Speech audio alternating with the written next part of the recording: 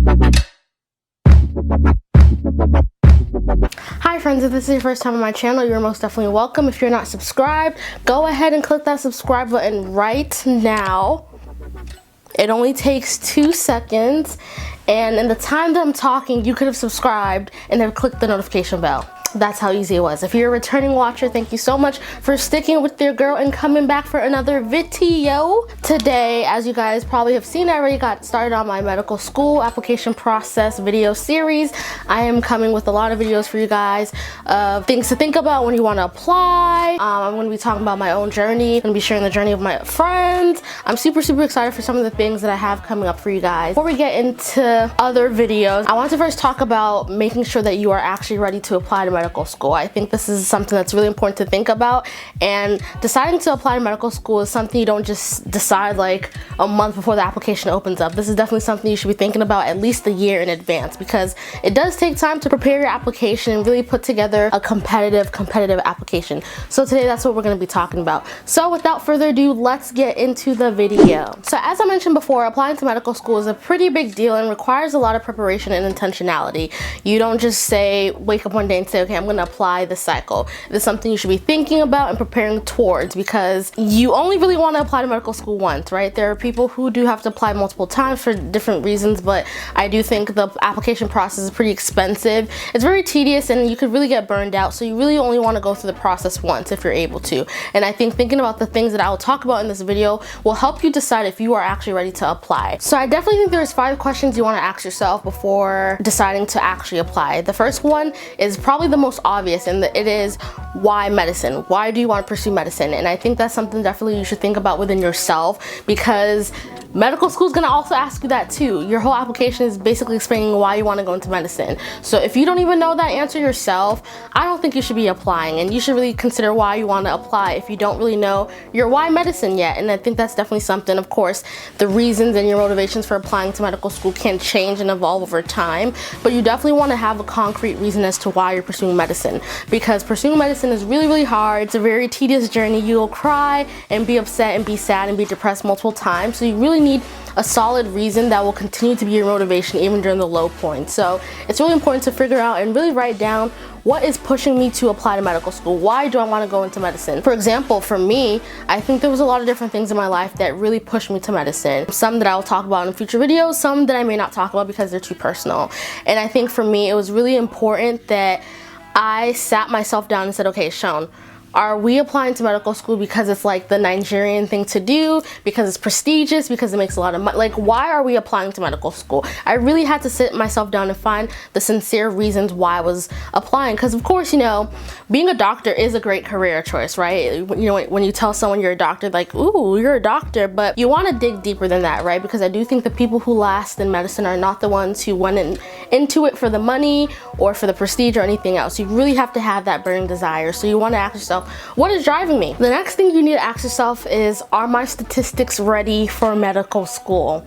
It's, you know, it's that question that we don't like to address, but it's so important. I do believe that you do have to have a certain level of competitiveness to apply to medical school, and that does include your grades and your MCAT score. I had actually recently made a post on my Instagram page at the premed_, where I posted the average statistics for successful applicants to medical school, and you guys can see the breakdown of those scores if you go check out my Instagram page. And there was a pretty heated debate inside the comment section, just because, as you guys will see, the average is changed depending on your race and ethnicity.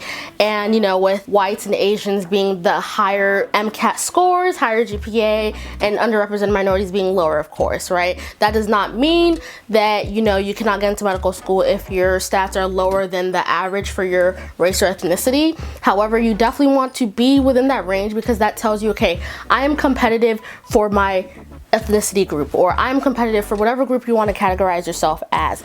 And for me, it was really important to look at that before deciding to apply to medical school, because for me, I was like, all right, there is no way in heck I think it's fair to compare me to a white elite student who was able to afford all the prep in the world, who went to the best, you know, high school. Of course, we went to the best university. Granted, I went to a good university as well, but still, my experience at an elite university is completely different from a white person experience at an elite university.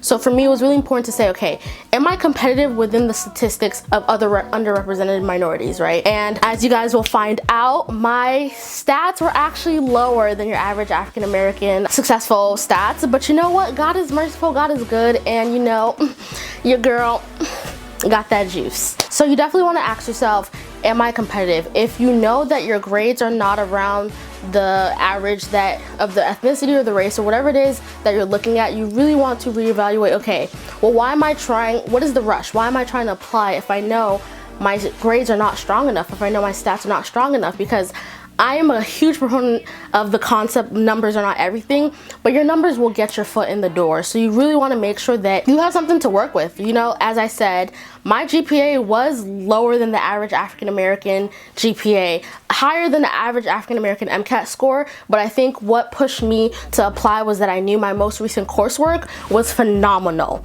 I knew that, you know, the most recent version of me was getting good grades. So I felt that medical schools would pay more attention to that. The next thing you want to ask yourself is, do you have 4 to 6 people that can speak well about you, like very, very well about you? As you know, applying to any graduate college, any kind of higher education, you need recommendations. So you want to make sure that you do have those connections with professors, former bosses, you know, your PIs, people in your research lab, whatever it is. You want to make sure you have solidified those connections, that those people will be confident enough to write a letter for you, and you'll be confident enough in the letter that they write for you, because nothing is worse than, you know, asking someone to write your recommendation and the recommendation is not strong. Of course, you know, you can't always get strong letters, understandable, but like, you really want to make sure that you have a solid group of people who will be writing your recommendations. For me, I knew I had a powerhouse full of people who were writing my recommendations. I had some really great people writing my recommendations, and I felt confident that they were gonna write some really, really good things about me, because I knew I had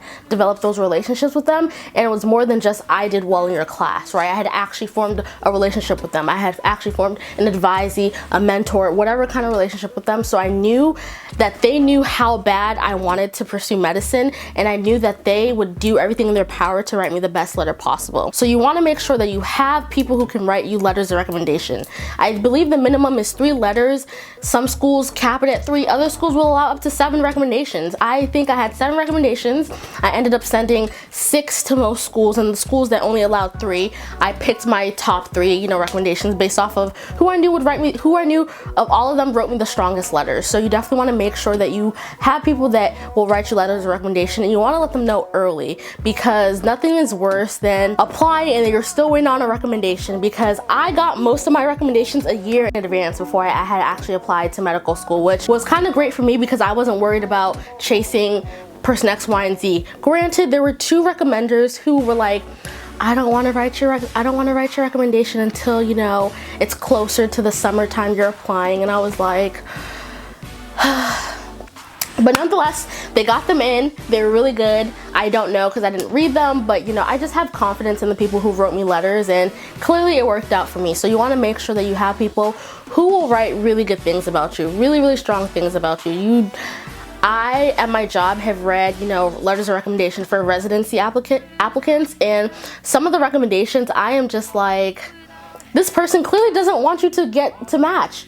This person clearly did not want you to match, because the letter they wrote you was like shit, you know. And you don't want to be one of those people where it's like medical school has to rely on a lot of other things other than the recommendations because the recommendations weren't strong. So you want to make sure you have good recommenders, like seriously. The next question you want to ask yourself is, are you in a good mental headspace? That is, I think, a very, very important question to ask yourself, because the journey to medicine, as I said, is tedious, right? And you will be tried in multiple ways. Your patience will be tested, and you will get burnt out in very, very different ways that you didn't even imagine. So you want to make sure when you're starting the journey to apply, you are either actively making moves to get yourself into a better headspace, or you're in a good headspace, because the application process is stressful. It's, you know, you get a lot of anxiety because you don't know when you're going to hear back from schools. You're constantly checking your emails to see if any schools have sent you any invitations to interview. You're like constantly checking to see like what's going on. You know, secondary burnout is really real. Like, you have a lot of schools sending you their applications all at once, and you're trying to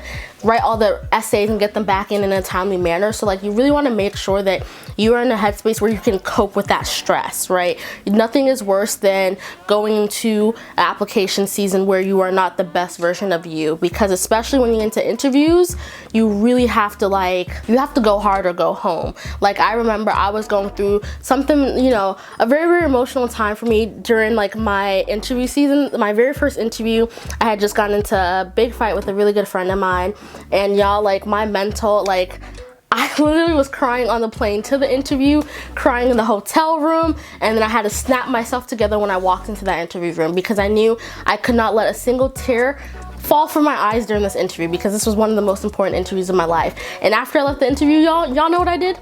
I went back and cried some more. But you want to make sure that, you know, life happens, so you can't anticipate certain things that will happen, but you definitely want to go in with a good headspace and good ways to cope with stress. So that way, if you are faced with a stressful situation or something happens, you know how to handle it. The next thing you have to think about is, have you saved money?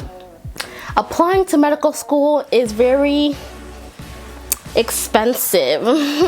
It is expensive, which is so crazy, because I feel like applying to medical, like, the journey to medical school is a money-making business. You're constantly spending money to achieve your dreams. Like, I spent thousands of dollars applying, just sending my applications. I spent at least $2,000 to $3,000 just applying to medical schools, right? And then traveling, you pay for hotel. If you need to, you pay for flights, transport, food, all that stuff, interview clothes. It costs a lot of money. So you want to ask yourself, do I have money in my savings, or do I know how I'm going to fund my application process? Because listen,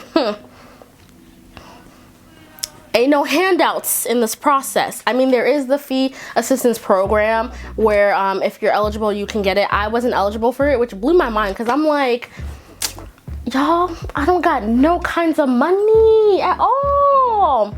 But like, I don't know what the stats are for how many people are eligible for that fee assistance program, but if you're not, you really have to think about, how am I going to fund this application process? For me, I funded it on my credit card, and that's why we have a second job now to pay off that credit card. But that's definitely something you want to start thinking about a year in advance. You definitely want to save money. I do think there are ways to minimize the cost. Like, for me, I know when I was sending back my secondary applications, I would email the school saying, hey, you know, I'm really low on cash. Is there any way you could waive the secondary application fee and still accept my application?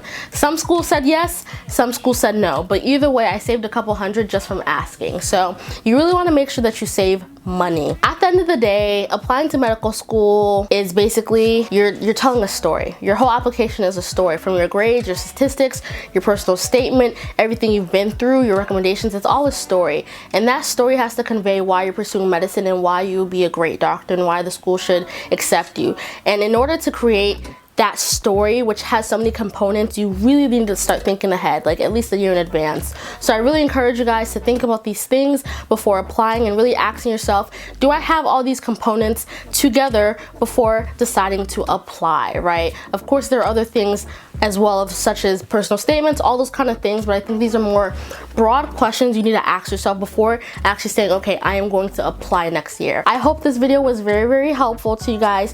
Please give this video a thumbs up, because it really helps me out and it shows me that you guys appreciate the content and you like what I'm posting and that the information is useful to you. If you have any suggestions, any add-ons, or want me to make a video about anything else, please comment below. Even if you don't have any suggestions, just comment below. Tell me how you're feeling. Tell me where you are in your pre-med journey. I love to talk with my subscribers. I love to talk with my viewers. So I would love to see your comments. If you haven't already, if you finished this video and you have not subscribed, we're just gonna give you a moment of silence to subscribe right now.